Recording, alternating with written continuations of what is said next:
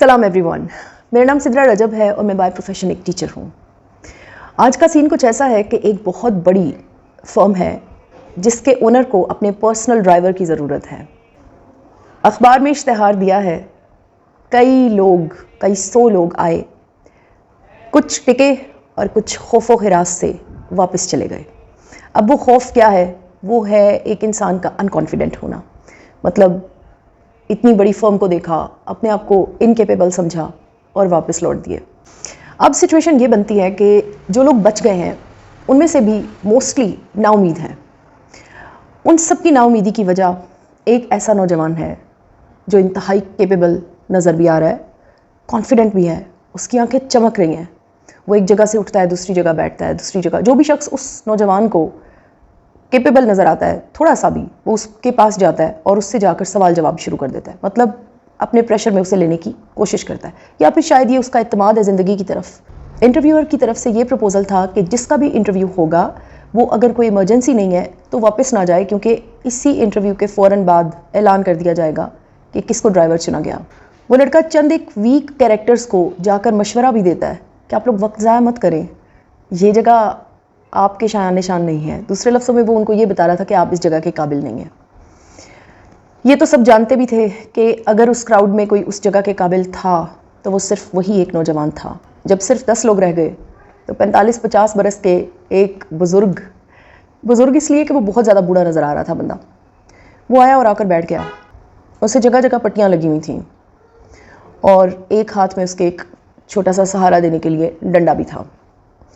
वो आकर बैठ गया। अब ये नौजवान पूरी की पूरी हैरत से सिर्फ उस बाबा जी को देख रहा था। एनीहाउ कुछ वक्त तो इसने सीने पे पत्थर रखा और बर्दाश्त किया और फिर जाकर बुज़ुर्ग के पास बैठ गया और पहला मशवरा जो उन्हें दिया कि ये इंटरव्यू आपको पता है इसमें क्वालिफाइड लोग, आप पढ़े लिखे तो नज़र नहीं आ रहे, आप इतनी परेशानी में, इतनी तकलीफ़ में यहाँ पर इंटरव्यू के लिए आए हैं। बुज़ुर्ग ने मुस्कुराकर सर हाँ में हिलाया और लड़का थोड़ा सा मूव भी हुआ और उसने कहा कि ये कॉन्फिडेंस नहीं है बुजुर्गवार, ये ओवर कॉन्फिडेंस है। आपको पता है कि मैं भी यहाँ पर इंटरव्यू के लिए आया हूँ। साथ ही उस लड़के का नाम पुकारा गया और वो इंटरव्यू के लिए चला गया। सब लोग हसरत से उसको जाते देख रहे थे। जब वो वापस आया मुस्कुराता हुआ, होते होते सबकी बारियाँ आईं और सब लोग अपनी अपनी बारी पर इंटरव्यू के बाद बाहर निकलते गए। उसके बाद फर्म के मालिक ने आकर एक अनाउंसमेंट की कि ड्राइवर चुना जा चुका है और ड्राइवर का नाम है अल्लादित्ता। लड़के का नाम अल्लादित्ता नहीं था। लड़का हैरान हुआ और बिजली किसी तेज़ी से चीखते हुए उस ओनर के पास गया और बोला ये फाउल है। ओनर मुस्कुराया। उसने कहा क्यों? ये मेरी फर्म है, मैं यहाँ पर जिसको चाहे अपॉइंट कर सकता हूँ, तुम मुझे कैसे रोक सकते हो? लड़के ने खुद को संभाला और बड़ी तमीज़ से, बड़ी माजरत के साथ कहा कि मैं ये नहीं कह रहा कि आप ऐसा नहीं कर सकते, मैं सिर्फ ये जानना चाहता हूँ कि अल्लादित्ता कौन है। ओनर ने बड़ी शान से अंदर से आवाज़ दी, अल्लादित्ते आ जाओ बाहर। वो वही बुजुर्गवार थे जिन्हें चुना गया। लड़के की आंखों में खून उतरा हुआ था। ओनर ने सभी कैंडिडेट्स को वहीं पर बैठने का इशारा किया और ख़ुद ऑफिस में चला गया। अब ऑफिस से ओनर की आवाज़ माइक के थ्रू सब तक आ रही थी। वो बोला कि ये अल्लादित्ता वो है जो पट्टियों से भरा हुआ है, जिसका अभी भी चंद दिन पहले एक एक्सीडेंट हुआ है। और इससे मैंने पूछा कि तुम्हारी ज़िंदगी में कितने एक्सीडेंट्स हुए हैं? इसने कहा मुझे याद नहीं, मैं उंगलियों पे गिन नहीं सकता, लेकिन बहुत बार। और मैंने इससे सवाल पूछा, हर एक्सीडेंट के बाद क्या सोचते थे?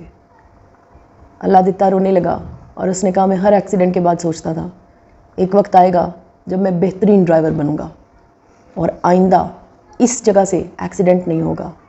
उन्होंने कहा मैंने अगला सवाल पूछा, कभी एक एक्सीडेंट 2 बार हुआ? अल्लादित्ते ने कहा नहीं साहब, एक एक्सीडेंट बिल्कुल उसी जगह से दूसरी बार तो नहीं हुआ, लेकिन कोई नई बार आ जाती थी, मैं बड़ा शर्मिंदा अफसरदा होता, लेकिन फिर एक नया जज्बा, एक नया इरादा बांधता ताकि मैं एक अच्छा ड्राइवर बन जाऊं।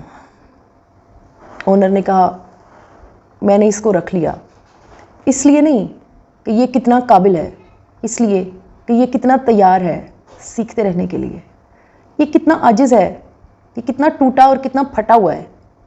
इसकी एक एक चोट में एक एक सबक छुपा हुआ है। जितनी ज़्यादा चोटें हैं, जितने ज़्यादा थप्पड़ इसे ज़िंदगी ने मारे हैं, ये उतना ही ज़्यादा पॉलिश होता चला गया है। इसलिए मैंने इसको चुना है। इसके पास कोई सर्टिफिकेट्स नहीं है, लेकिन इसके पास एक ऐसा दिल है जो अपनी करेक्शन किए चला जाता है, जो कभी भी ये नहीं समझता कि मैं बहुत बेहतर इंसान हूँ। हमेशा ये समझता है कि एक दिन आएगा जब मैं बहुत बेहतर इंसान बनूंगा। वो हमेशा कोशिश करता चला जा रहा है। तो शॉर्टली एंड प्रिसाइजली आज मैं अपनी यूट्यूब फैमिली के लिए ये वीडियो इसीलिए लेकर आई कि जो जहाँ से भी फटा हुआ है, be proud of your self. आप खुश हो जाए।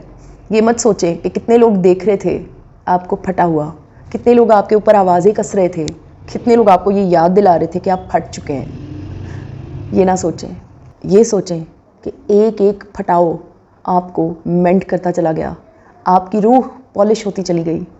हो सकता है आपके पास कोई सर्टिफिकेट्स ना हो सकता है आप क्वालिफाइड ना हो, लेकिन आप फटे हुए हों, आपको जगह जगह पट्टियाँ लगी हुई हों और हर पट्टी के पीछे ये लिखा हो कि मैं आइंदा ये गलती नहीं करूँगा और बहुत अच्छा इंसान बनूँगा, बहुत बेहतर। कोई गलती शायद पुराने वाली रिपीट ना हो रही हो, एक नया कैच, एक नई अनएक्सपेक्टेड सिचुएशन से आपको गुजरना पड़े, लेकिन हर बार आप पिछली बार से थोड़े से बेहतर, थोड़े से बड़े हो जाएं। यकीनन ये कामयाबी है। उस कामयाबी से कहीं बड़ी कामयाबी है ये, जिसमें आपके पास शायद बहुत सारा पैसा हो, बहुत सारी दौलत हो, बहुत सारे सर्टिफिकेट्स हों, बहुत सारे ऐसे मार्क्स हों, बहुत सारे ऐसे स्टार्स हों जिन्हें आप अपने सीने पर सजा सकें। लेकिन ये स्ट्रेंथ बहुत मैटर करती है। This is in fact the real confidence to live. अपने कीमती वक्त में से वक्त निकाल कर मेरे वीडियोज़ को देखने का बहुत शुक्रिया। जज़ाकल्लाह। अल्लाह आप सबकी मदद करे और आपकी हर मुश्किल को आसानी में बदल दे। आमीन। जज़ाकल्लाह।